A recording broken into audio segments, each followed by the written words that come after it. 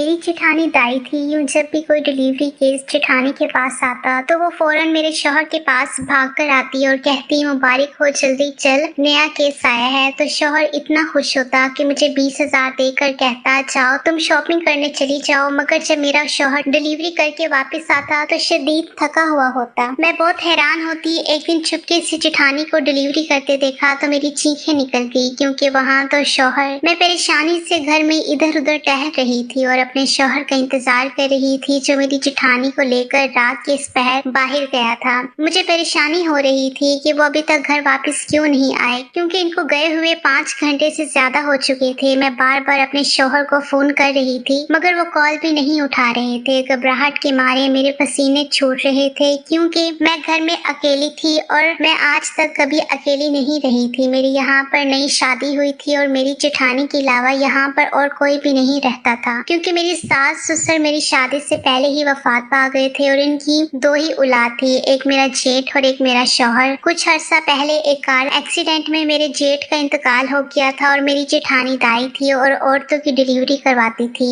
इसी सिलसिले में मेरा शौहर उसे लेकर गया था, लेकिन अब तक तो इन्हें वापिस आ जाना चाहिए था, क्योंकि बहुत वक्त हो गया था। आधा घंटा और गुजर गया। नींद से मेरी आंखें बंद होने लगी, तभी अचानक बैरूनी दरवाजा खुला और मेरा शौहर अंदर आता दिखाई दिया। मैंने चौंक कर उसे देखा, क्योंकि वो तो मेरी जेठानी के कपड़ों में मलबूस था। मुझे देखकर वो घबरा गया, पूछने लगा कि तुम अभी तक नहीं सोई। मैंने कहा कि मैं आप लोगों का इंतजार कर रही थी, मगर ये तो बताएं कि भाभी कुलसुम कहाँ है और आपने ये इनके कपड़े क्यों पहन रखे हैं। तो मेरा शौहर बात को टाले वाले अंदाज में कहने लगा, वो असल में मेरे कपड़े फट गए थे, तो भाभी तो वैसे भी हर केस के बाद नए कपड़े पहनती है, तो इनके उतरे हुए कपड़े मैंने पहन लिए। सोचा कि रात के इस टाइम घर वापस जा रहा हूँ, कौन सा कोई देख लेगा। अपने शौहर की इस वजाहत से मैं मुतमईन हो गई और दोबारा से अपनी जेठानी के बारे में पूछा कि वो आपके साथ क्यों नहीं आई। तो कहने लगा कि वो थोड़ी देर तक आ जाएगी, फिलहाल उन्होंने मुझे घर भेज दिया है, तुम आओ कमरे में और आकर सो जाओ। कुछ देर के बाद मेरा शौहर तो लेट गया, लेकिन मुझे नींद नहीं आ रही थी और मैं यही सोच रही थी कि मेरी जेठानी अभी तक वापस क्यों नहीं आई। मैं खिड़की में जाकर खड़ी हो गई। आधे घंटे के बाद मैंने जो मंजर देखा वो देखकर मुझे बहुत ही ज्यादा हैरानी हुई। एक बड़ी सी गाड़ी हमारे घर के आगे आकर रुकी थी। उस गाड़ी में से मेरी जेठानी को 2 औरतों ने सहारा देकर बाहर निकाला था। मैं अचानक अपनी जेठानी की यह हालत देखकर घबरा गई और अपने शौहर को जगाते हुए कहने लगी कि आपकी भाभी आई है, लेकिन वो ठीक नहीं है। जब तक हम दोनों बाहर पहुंचे, 2 औरतें मेरी जेठानी को सहारा देकर घर के अंदर तक लेकर आई थी। मेरा शौहर फौरन आगे बढ़ा और अपनी भाभी का हाथ पकड़कर कमरे में ले गया। मुझे कुछ समझ नहीं आ रही थी कि वो तो किसी औरत की डिलीवरी करने गई थी और वापसी पर खुद ऐसी नढाल होकर आ गई थी कि इससे एक कदम भी चला नहीं जा रहा था। मैंने अपने शौहर को कहा कि इनको अस्पताल ले चलते, इन्हें क्या हुआ है, लेकिन वो कहने लगा कि फिक्र करने की कोई बात नहीं है, भाभी डिलीवरी करने के बाद यूं ही थोड़ी देर के लिए बीमार हो जाती हैं, मैं अभी डॉक्टर को कॉल करता हूँ, आ जाएगा। मैं इनकी बेफिक्री देखकर हैरान हो रही थी कि इसकी भाभी की कितनी बुरी हालत है और यह अस्पताल ले जाने के बजाय डॉक्टर का इंतजार कर रहा है और ये परेशान भी नहीं लग रहा, ऐसे जैसे कि ये मामूल की बात हो। मैंने देखा कि वो बाहर जाकर इन दोनों औरतों को कुछ पैसे दे रहा था। वो दोनों शुक्रिया कहते हुए वापस उसी गाड़ी में चली गई। मैंने अपनी जेठानी की तरफ देखा तो मुझे उससे खौफ आया। उसकी सांस बुरी तरह से चल रही थी और इसकी हालत बहुत ही ज्यादा खराब थी, लेकिन मेरा शौहर इत्मीनान से बैठा डॉक्टर के आने का इंतजार कर रहा था। डॉक्टर के आते कहने लगा कि तुम जरा कमरे से बाहर चली जाओ, डॉक्टर साहब को देखने दो। मैं और मेरा शौहर कमरे से बाहर आ गए। थोड़ी देर के बाद डॉक्टर भी चला गया। मेरे शौहर ने मुझे अपनी जेठानी के कमरे में जाने से मना कर दिया। हालांकि मैंने बहुत कहा कि इनकी तबीयत ठीक नहीं है, मुझे इनके साथ सोने दो, हो सकता है इन्हें किसी चीज की जरूरत पड़ जाए, मगर वो कहने लगा कि नहीं, रहने दो और तुम फिक्र ना करो, सुबह तक वो बिल्कुल ठीक ठाक हो जाएंगी। और सच में मेरी जेठानी वाकई सुबह तक बिल्कुल हट्टी कट्टी और सेहतमंद नजर आ रही थी। हालांकि रात को तो उसकी हालत यूं थी कि जैसे वो मरने ही वाली हो। अगरचा मुझे यहाँ पर शादी करके आए हुए सिर्फ 1 महीना ही हुआ था, मगर फिर भी मुझे अपनी जेठानी और शौहर की हरकतें कभी कभी बहुत मशकूक और अजीबो गरीब लगती थी। मेरी शादी चूंकि अनजान और गैरों में हुई थी, इसलिए मैं इन लोगों को इतने अच्छे से नहीं जानती थी। मैं अपने वालिदैन की छोटी बेटी हूँ। मेरी बड़ी बहन शादी के बाद दोबारा से 2 बच्चों के साथ वापस माँ बाप की दहलीज पर आ गई थी, क्योंकि उसका शौहर और सास उस पर बहुत जुल्म करते थे। मेरी बड़ी बहन की परेशानी की वजह से हर वक्त घर में 100 का ही समा होता था और ऐसी सूरत-ए-हाल में मेरे लिए कोई मुनासिब रिश्ता भी नहीं मिल रहा था। मेरे अम्मा और अब्बा मेरे रिश्ते के सिलसिले में बहुत परेशान थे और कई जगह पर बात बनते बनते बिगड़ गई थी। किसी रिश्ते वाली ने एक ऐसे रिश्ते का बताया कि इनके घर एक औरत है, वो लड़के की भाभी है जो कि बेवा है, और एक लड़का है, लड़के के भाई का इंतकाल हो गया है और लोग भी अच्छे खाते पीते हैं। तो मेरे माँ बाप ने सोचने और फैसला करने में ज्यादा देर नहीं लगाई और मामूली से छानबीन के बाद मेरा रिश्ता तय कर दिया। मुझे माँ ने बताया था कि तुम्हारी जेठानी एक दाई है और लड़का एक अच्छी कंपनी में मैनेजर के तौर पर काम कर रहा है। मैं अपने माँ बाप के फैसले पर क्या इतराज कर सकती थी, इसलिए चुपचाप हाँ करती और ब्याह कर इन लोगों के घर पर चली आई। जिस रोज मेरी शादी थी उस रोज अचानक मेरी जेठानी को इमरजेंसी कॉल आई तो मेरा शौहर मुझे यूं ही स्टेज पर छोड़कर अपनी भाभी के साथ चला गया। उसने मुझे कहा था कि जब भी मेरी भाभी को केस के सिलसिले में कॉल आती है तो हमेशा मैं ही उसे लेकर जाता हूँ। उस वक्त तो मैं बहुत थकी हुई थी इसलिए सो गई और मुझे पता नहीं चल सका कि मेरे पास सोने के यहाँ पर क्या कुछ होता रहा है। लेकिन आज एक महीने बाद मेरी जेठानी को जब दोबारा इमरजेंसी केस के लिए कॉल आई तो ये सब मामला मेरी नजर में आ गए। जब भी मेरी जेठानी कोई डिलीवरी करके आती तो उसकी तबीयत खराब हो जाती। इसका मतलब तो यही था कि मेरी शादी वाले रोज भी इसकी तबीयत तो खराब हो गई होगी, मगर मुझे पता नहीं चल सका था और आज इत्तेफाक से मालूम हो गया क्योंकि मैं जाग रही थी। मेरी जेठानी मुझे कहने लगी कि असल में ये डिलीवरी वाला काम बहुत ही मेहनत तलब है और अब चूंकि मेरी उम्र भी हो गई है तो इसलिए मेरी खुद की तबीयत खराब हो जाती है। तो जिनके घर में ये काम करने जाती हूँ वो अपनी मुलाजमा के साथ मुझे घर वापस भिजवा देते हैं। मैंने पूछा तो फिर आप अपने देवर के साथ ही क्यों नहीं आ जाती वापस? तो मेरी जेठानी कहने लगी कि तुम तो मुझसे ऐसे सवाल जवाब कर रही हो जैसे तुम पुलिस वाली हो और मैं कोई चोर हूँ। तो मैं ऐसा क्या मुझ पर शक हो गया है? जेठानी की बात सुनकर मैं शर्मिंदा हो गई और कहने लगी कि नहीं नहीं ऐसी कोई बात नहीं है, मैं तो वैसे ही पूछ रही थी। मुझे अम्मा ने शादी से पहले समझाते हुए कहा था कि तुम्हारी बड़ी बहन पहले ही 2 बच्चों के साथ हमारे घर पर है तो तुमने कोशिश करनी है कि अपनी जेठानी और अपने शौहर के दिल में अपना मकाम पैदा करो।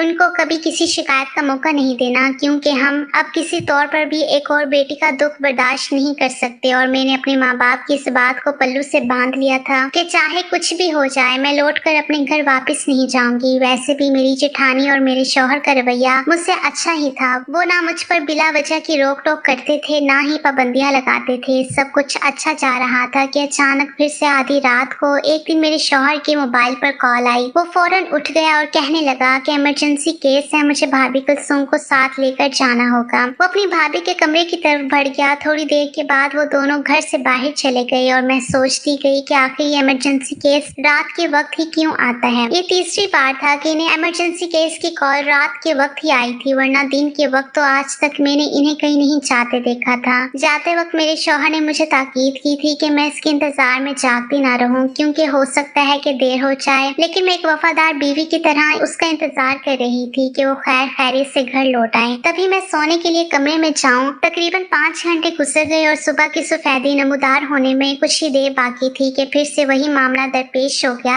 अपने शौहर को मैंने अकेले ही आते देखा और उसने आज फिर से भाभी के कपड़े पहन रखे थे। मुझे ये बहुत अजीब लगा कि चलो उस दिन तो मान लिया कि इसके कपड़े फट गए होंगे तो ये अपनी भाभी के कपड़े पहनकर घर वापस आ गया, लेकिन आज भी वही हुआ। वो मुझे देखकर कुछ गुस्से से कहने लगा, मैंने तुम्हें कहा था कि तुम सो जाओ, तुम क्यों जाग रही हो? मैं इससे इन कपड़ों के बारे में पूछना ही चाहती थी कि इसके गुस्से की वजह से खामोश हो गई और कुछ भी ना पूछा। न जाने क्यों लेकिन मुझे यह एहसास हो रहा था कि शायद उसने इसलिए मुझे डांटा और गुस्सा किया है ताकि मैं इनसे इन कपड़ों के बारे में कोई सवाल ना करूं। आधे घंटे के बाद मेरी जेठानी भी लड़खड़ाते हुए 2 मुलाजमों के सहारे एक बड़ी सी गाड़ी से निकली और घर के अंदर आ गई। आज भी मेरी जेठानी की हालत बहुत खराब लग रही थी और मेरे बार बार कहने के बावजूद उसने उसी डॉक्टर को बुलाया जो उस दिन भी आया था। वो डॉक्टर और मेरा शौहर मेरी जेठानी के कमरे में थे और मैं कमरे के बाहर खड़ी थी तो अचानक मेरे कानों में डॉक्टर की आवाज आई और मैं चौंक पड़ी। वो मेरी जेठानी से कह रहा था कि अब तुम्हें ये काम छोड़ देना चाहिए, तुम्हारी देवरानी है ना, तुम उससे ये काम क्यों नहीं करवाती। मैंने हैरान होकर अंदर झांका तो वो मेरी जेठानी को इंजेक्शन लगा रहा था और मुसलसल उसे यही कह रहा था कि तुम अब ये काम ना करो, तुम्हारी सेहत इजाजत नहीं देती, अपनी देवरानी को सौंप दो ये काम। मैं परेशान हो गई कि ये डॉक्टर क्या कह रहा है। उसका दिमाग तो खराब नहीं हो गया? भला ये वाला काम मैं कैसे कर सकती थी? मैंने ये काम पहले कभी नहीं किया। वो तो एक दाई थी और मैं तो हरगिज इसकी जगह ये काम नहीं कर सकती थी। डॉक्टर बाहर निकला तो मेरी तरफ एक गहरी नजर से देखकर देखते हुए मेरे शौहर को अपने साथ आने का इशारा करके वहाँ से जाने लगा। जाते जाते उसकी बात मेरे कानों में पड़ी। वो मेरे शौहर से भी यही कह रहा था कि अब अपनी भाभी को छोड़कर अपनी बीवी से ये काम लो, फायदे में रहोगे। मैं गुस्से से अपने कमरे में आ गई कि डॉक्टर का तो दिमाग चल गया है, कैसी बातें कर रहा है। खैर मैंने इस बात को जाने दिया, लेकिन मुझे इस बार शक हो चुका था और मुझे समझ नहीं आ रही थी कि ये क्या मामला है कि मेरा शौहर जाता तो अपने कपड़ों में है, लेकिन जब वापस आता है तो उसने मेरी जेठानी के कपड़े पहने हुए होते हैं। ये काम हर महीने होता था। कभी कभी अचानक ही रात को मेरे शौहर को कॉल आती है और इमरजेंसी का कह के अपनी भाभी को लेकर चला जाता है और फिर से वही सारा कुछ दोहराया जाता है। लेकिन अब तो मुझे शक हो चुका था कि 5 महीने गुजर चुके थे और मुझे अभी तक इससे ज्यादा कुछ नहीं पता चला था। वो दोनों ही केस के सिलसिले में जाते हैं, मगर कहाँ पर जाते हैं और क्या करने जाते हैं मुझे ना तो उन्होंने कभी बताने की जरूरत महसूस की थी और ना ही मैंने पूछा था। लेकिन अब दिन ब दिन मुझे भी तजस्सुस हो रहा था और मुझे ना जाने क्यों ऐसा लग रहा था कि मामला कोई और ही है। एक बार तो मेरी जेठानी की तबीयत कुछ ज्यादा ही खराब हो गई और मुझे तो उसको इस हालत में देखकर खौफ आने लगा। ऐसे लगा कि जैसे बस अब उसका आखिरी वक्त करीब ही है। फौरन से वही डॉक्टर भागा हुआ चला आता और उसको इंजेक्शन लगाया और डांटते हुए बोला कि मैंने तुम्हें कहा है ना कि अब अपनी देवरानी से ये काम करवाओ, खुद छोड़ दो, तुम सुनती क्यों नहीं हो। इस बीमारी में भी मेरी जेठानी ने इसका हाथ पकड़कर आंखों के इशारे से उसे मना कर दिया, जैसे वो उसे कुछ बताने से मना कर रही हो। मैं ये देखकर उलझन और परेशानी में पड़ गई कि क्या बात है, ये सब मिलकर मुझसे क्या छुपा रही हैं। मेरे शौहर ने डॉक्टर से सरगोशी में कहा कि अभी उसे ये सब बताने का सही मौका नहीं है। तुम मेरी बीवी के सामने बार बार ये बातें करके उसे शक में मुब्तला मत करो। अगरचा उसने ये बड़ी ही आहिस्ता आवाज में कहा था, मगर मेरे कान तो मुसलसल इनकी तरफ ही लगे होते हैं, इसलिए मैंने ये सुन लिया था। डॉक्टर के जाने के बाद भी मेरा शौहर मेरी जेठानी के कमरे में ही था। मैं थोड़ी देर बाद बुलाने आई तो मेरी जेठानी की आवाज मुझे सुनाई दी। वो कहने लगी कि अदनान, मेरा ख्याल है कि डॉक्टर ठीक ही कह रहा है, क्या वक्त आ गया है कि इससे ये सब कुछ करवाने का। ये सब सुनकर मैं परेशान हो गई कि भला मैं दाई का काम कैसे कर सकती हूँ, और ये काम तो मेरी जेठानी को भी करने की हरगिज जरूरत नहीं थी, क्योंकि मेरा शौहर अच्छा खासा कमाता था। तो मेरा नहीं ख्याल कि सिर्फ पैसों के लिए मेरी जेठानी को ये काम नहीं करना चाहिए। अब ये इस डॉक्टर ने नई बात इनके सहन में डाल दी थी कि वो अपना काम मुझे सिखा दे, और मेरी जेठानी भी इसकी हम ख्याल हो गई थी। मैं दुआ करने लगी कि कहीं मेरा शौहर भी इन दोनों के कहने में ना आ जाए। अब तो हर जगह ये काम डॉक्टर ही करते थे, तो मुझे ये काम सिखाने का उससे कोई फायदा ना होता। मैंने सोच लिया कि जब मेरा शौहर मुझसे ये बात करेगा तो मैं उसको साफ साफ मना कर दूंगी। कुछ दिनों बाद ही मुझे मेरी बहन की कॉल आई। वो कहने लगी कि मेरी छोटी बेटी की तबीयत ठीक नहीं है, तो मेरे साथ उसको अस्पताल लेकर चलो। मैं शौहर से इजाजत लेकर मायके आ गई और अपनी बहन के साथ एक गवर्नमेंट अस्पताल में चली आई। भांजी को डॉक्टर से चेक करवाने के बाद जैसे ही हम दवाइयाँ लेने स्टोर पर आए तो मैं चौंक गई। मुझे जैसे अपनी आंखों पर यकीन ही नहीं आया। मेडिकल स्टोर में जो आदमी दवाइयाँ दे रहा था वो तो वही था जो डॉक्टर बनकर हमारे घर आता था और मेरी जेठानी को इंजेक्शन लगाता था। ये यहाँ पर क्या कर रहा है? ये तो डॉक्टर था, और अगर ये डॉक्टर नहीं था तो फिर इसका मतलब तो साफ साफ यही हुआ कि ये हम लोगों को धोखा दे रहा था। ये सब कुछ ठीक नहीं था। मैंने सोचा कि मुझे इसके बारे में मालूम करना चाहिए। मैं बिल बनाने वाले आदमी के पास आई और उसी आदमी की तरफ इशारा करके पूछा कि ये यहाँ आपके पास कब से काम कर रहा है? ये तो डॉक्टर है ना, तो इसका यहाँ पर क्या काम? वो आदमी कहने लगा, मैडम ये आपको कहाँ से डॉक्टर नजर आ रहा है? हाँ, कुछ अरसा इसने किसी अस्पताल में काम किया है, मगर अब काफी अरसे से ये हमारे यहाँ पर ही नौकरी कर रहा है। ये सब सुनकर मैं परेशान हो गई। एक बात तो साफ हो गई कि ये डॉक्टर के रूप में हम सबको धोखा दे रहा था। मैं अपने घर आ गई और सोचा कि मुझे अपने शौहर से बात करके इसकी असलियत बता देनी चाहिए। मैंने सोचा कि रात के वक्त जब वो काम से आएगा तो मैं उसे सब सच बता दूंगी, मगर वो तो घर पर ही मौजूद था। मैं उसे देखकर हैरान हुई। थोड़ी देर पहले मैंने जब उससे कॉल करके अपनी बहन के साथ डॉक्टर के हाथ चलने को कहा था तो उसने मुझे जरूरी काम का कहकर टाल दिया था, और अब वो घर पर क्या कर रहा था? मेरी जेठानी ने बताया कि असल में मुझे एक इमरजेंसी के सिलसिले में जाना था, तो इसलिए मैंने इससे कॉल करके बुला लिया। मेरा शौहर कहने लगा कि भाभी, मेरा नहीं ख्याल कि आपको जाना चाहिए। मैं अपनी बीवी को लेकर जाऊंगा और उसे सारा काम समझाऊंगा। आखिर हम इसीलिए तो लाए हैं। मैं परेशान हो गई और मैंने कहा कि ये आप कैसी बातें कर रही हैं? मैं दाई तो नहीं हूँ जो बच्चे पैदा करूँ, आप भाभी को ही ले जाएं। वो कहने लगा कि आज तुम्हें इस रात से भी आगाही मिल जाएगी कि मेरी भाभी क्या काम करती है। एक बात तो जान लो कि जिस काम के बारे में हमने तुम्हें बताया था भाभी वो काम तो नहीं करती। भाभी का काम कुछ अलग सा है और इस काम के हमें ढेरों पैसे मिलते हैं, तो इसलिए अब भाभी की तबीयत ठीक नहीं रहती, तो तुम्हें भाभी का ये काम संभालना होगा। होगा। मैं डर गई, हरगिज भी मैं इसके साथ बाहर नहीं जाना चाहती थी, मगर वो मुझे अपने साथ लेकर एक अजीब सी जगह पर ले आया। मैं मुसलसल उससे पूछ रही थी कि वो मुझे कुछ तो बता दे, लेकिन वो कहने लगा कि मैं किसी का इंतजार कर रहा हूँ, उसे आने दो। थोड़ी देर बाद एक अच्छा खासा अमीर नजर आने वाला शख्स वहाँ आ गया। उसके हाथ में एक ब्रीफ केस था। जब ये उसने हम दोनों के सामने खोला तो मेरी आंखें फटी की फटी रह गई। उसमें तो बहुत सारे पैसे थे और किसी की तस्वीर भी थी। मेरे शौहर को कहने लगा कि गाड़ी और मुलाजमाएं यहीं पर मौजूद हैं, जब काम कर लो तो उनको साथ ले जाना और फिर वापस भेज देना। ये सब क्या हो रहा था? मैं तो चकरा कर ही रह गई। वो चला गया तो मेरा शौहर मुझे लिए इस खंडर नुमा इमारत में ले गया। मेरा दिल बुरी तरह से लरस रहा था। क्या आखिर ये करना क्या चाह रहा है? थोड़ी देर के बाद मेरी जेठानी भी वहीं पर आ गई। मेरा शौहर उससे कहने लगा कि भाभी मैं जा रहा हूँ, अब काम आपका है कि